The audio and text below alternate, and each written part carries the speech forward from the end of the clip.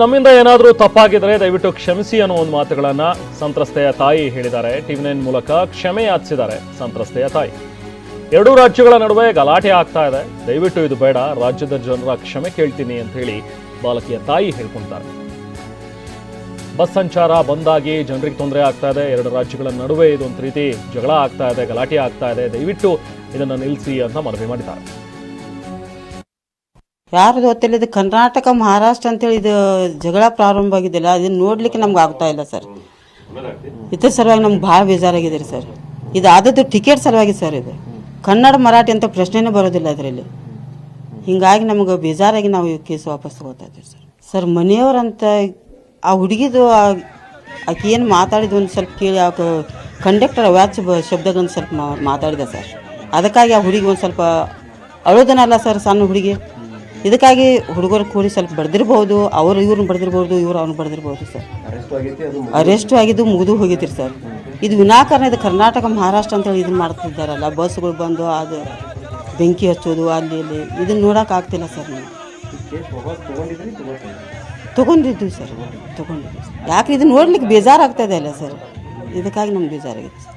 ಸರ್ಕಾರಕ್ಕೆ ಮನವಿ ಮಾಡ್ಕೋದು ಇಷ್ಟೇ ರೀ ಸರ್. ನಮ್ಮದು ಕರ್ನಾಟಕ ಮಹಾರಾಷ್ಟ್ರ ಎಲ್ಲ ಒಂದೇ. ಕರ್ನಾಟಕದವ್ರು ಮಹಾರಾಷ್ಟ್ರ ಬರಬೇಕು, ಮಹಾರಾಷ್ಟ್ರವ್ರು ಕನ್ನಡಕ್ಕೆ ಬರಬೇಕು. ಎಲ್ಲ ಕನ್ನಡಿಗರು ಎಲ್ಲರೂ ಕೂಡಿ ಎಲ್ಲರೂ ಚಲೋ ತಮಗೆ ಇರಬೇಕು ರೀ ಸರ್. ಇದು ಕರ್ನಾಟಕ ಜಾತಿ ಭೇದ ಏನೂ ಇಲ್ಲ ರೀ ಸರ್.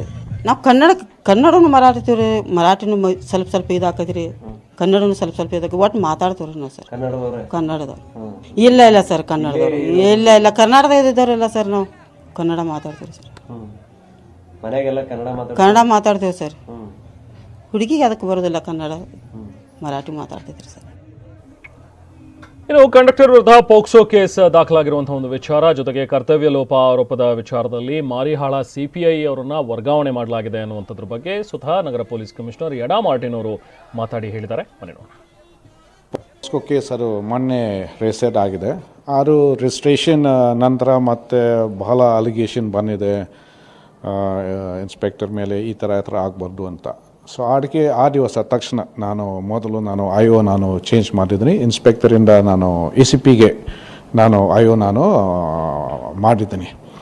ಈಗ ನನ್ನ ಗಮನ ಒಂದು ಸುದ್ದಿ ಬಂದಿದೆ, ಆ ಫ್ಯಾಮಿಲಿ ಕಡೆಯಿಂದ ಕೂಡ ಅದು ನಮಗೆ ಕೇಸ್ ಬೇರೆ ಅಂತ, ನಾವು ಕೇಸ್ ವಾಪಸ್ ತಗೊಳ್ತೀವಿ ಅಂತ, ಮತ್ತು ಈ ಥರ ಜಗಳ ಅದು ಎಲ್ಲ ನಮಗೆ ಬೇರೆ ಅಂತ, ನಾವೆಲ್ಲ ಒಂದು ಇದ್ವಿ ಅಂತ ಒಂದು ವಿಡಿಯೋ ಇದೆಯಂತೆ ನಮಗೆ ಸುದ್ದಿ ಬಂದಿದೆ.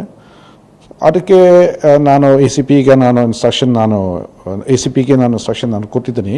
ಅದು ವಿಡಿಯೋ ನೀವು ದಯವಿಟ್ಟು ನೀವು ಕಲೆಕ್ಟ್ ಮಾಡಿ, ಅದು ವಿಡಿಯೋ ಮತ್ತು ನಿಮ್ಮ ತನಿಖೆಯಲ್ಲಿ ನೀವು ಯೂಸ್ ಮಾಡಬಹುದು. ಮತ್ತು ಇನ್ನೊಂದು ಸತಿ ಅವರ ಹೇಳಿಕೆ ನೀವು ರೆಕಾರ್ಡ್ ಮಾಡಿ, ಆ ಪ್ರಕಾರ ಎವಿಡೆನ್ಸ್ ಪ್ರಕಾರ, ವಿಡಿಯೋ ಎವಿಡೆನ್ಸ್ ಪ್ರಕಾರ ಮತ್ತು ಅವರ ಹೇಳಿಕೆ ಪ್ರಕಾರ ಮುಂದೆ ನಾವು ಹೋಗ್ತೀವಿ.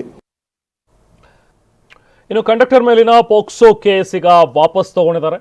ಕೇಸ್ ವಾಪಸ್ ಪಡೆದು ಸಂತ್ರಸ್ತೆ ತಾಯಿ ಒಂದು ವಿಡಿಯೋವನ್ನು ಕೂಡ ಮಾಡಿದ್ದಾರೆ. ವಿಡಿಯೋ ಹೇಳಿಕೆಯನ್ನು ಬಿಡುಗಡೆ ಮಾಡಿದ್ದಾರೆ ಸಂತ್ರಸ್ತೆ ತಾಯಿ. ನಾವು ಕೂಡ ಕನ್ನಡಿಗರು, ಈ ಒಂದು ವಿಚಾರವನ್ನು ಇಲ್ಲಿಗೆ ಬಿಟ್ಬಿಡಿ, ದಯವಿಟ್ಟು ಇದನ್ನು ಜಾಸ್ತಿ ಮಾಡಬೇಡಿ ಅನ್ನುವಂಥದ್ರ ಬಗ್ಗೆ ಮನವಿಯನ್ನು ಕೂಡ ಮಾಡಿದ್ರು. ಕಂಡಕ್ಟರ್ ಮೇಲಿನ ಪೋಕ್ಸೋ ಕೇಸನ್ನು ನಾವು ವಾಪಸ್ ಪಡಿತಾ ಇದ್ದೀವಿ, ನಾವು ಕೂಡ ಕನ್ನಡಿಗರಾಗಿದ್ದೀವಿ, ನಮ್ಮ ಮಗಳು ಆಸ್ಪತ್ರೆಗೆ ಚಿಕಿತ್ಸೆ ಅಂತ ಹೇಳಿ ಹೋಗಿದ್ರು. ಆ ಸಂದರ್ಭದಲ್ಲಿ ಬರುವಾಗ ಟಿಕೆಟ್ ವಿಚಾರವಾಗಿ ಆಗಿರುವಂಥ ಜಗಳ, ಇದನ್ನು ದೊಡ್ಡದಾಗಿ ರಾಜ್ಯಗಳ ನಡುವೆ ಈ ರೀತಿಯಾಗಿ ಬೆಂಕಿ ಹಚ್ಚುವಂಥದ್ದು ಸರಿಯಲ್ಲ ಅನ್ನೋ ಒಂದು ಮಾತುಗಳನ್ನು ಕೂಡ ಅವರು ವ್ಯಕ್ತಪಡಿಸಿದ್ದಾರೆ. ಮರಾಠಿ ಭೇದ ಭಾವ. ಬೆಳಗಾವಿಯಿಂದ ಬಾಳೆಕುಂದ್ರಿ KH ಬರುವ ವೇಳೆ ನನ್ನ ಮಗಳು ದವಾಖಾನೆಗೆ ಹೋಗಿ ಬರುವ ವೇಳೆ ಟಿಕೆಟ್ ಸಲುವಾಗಿ ಆದ ಜಗಳ. ಇದನ್ನು ಕನ್ನಡ ಮತ್ತು ಮರಾಠಿ ಅಂತ ಸುಳ್ಳು ಸುದ್ದಿ ಪ್ರಚಾರ ಮಾಡಿದ್ದಾರೆ. ನಾವು ಕನ್ನಡದ ಅಭಿಮಾನಿಗಳು, ಇದರಲ್ಲಿ ಜಾತಿ ಭೇದ ಭಾವವಿಲ್ಲ. ವಿನಾಕಾರಣ ಮರಾಠಿ ಕನ್ನಡ ಅಂತ ಸುಳ್ಳು ಸುದ್ದಿ ಪ್ರಚಾರ ಮಾಡಿದ್ದಾರೆ. ಇದರ ಬಗ್ಗೆ ಮಹಾರಾಷ್ಟ್ರ ಕರ್ನಾಟಕದ ಮಧ್ಯೆ ಜಗಳ ಪ್ರಾರಂಭವಾಗಿದೆ. ಇದನ್ನು ನೋಡಿ ನಮಗೂ ಬೇಜಾರಾಗಿದೆ. ಇದರಲ್ಲಿ ಯಾವುದು ಕನ್ನಡ ಮರಾಠಿ ಭೇದ ಭಾವವಿಲ್ಲ. ನಾವು ಕನ್ನಡಿಗರು, ಭಾಷೆ ಮರಾಠಿ. ನಾವು ವಾತಾವರಣ ನೋಡಿದ್ದಕ್ಕೆ ಕೇಸ್ ವಾಪಸ್ ತೆಗೆದುಕೊಳ್ತೇವೆ.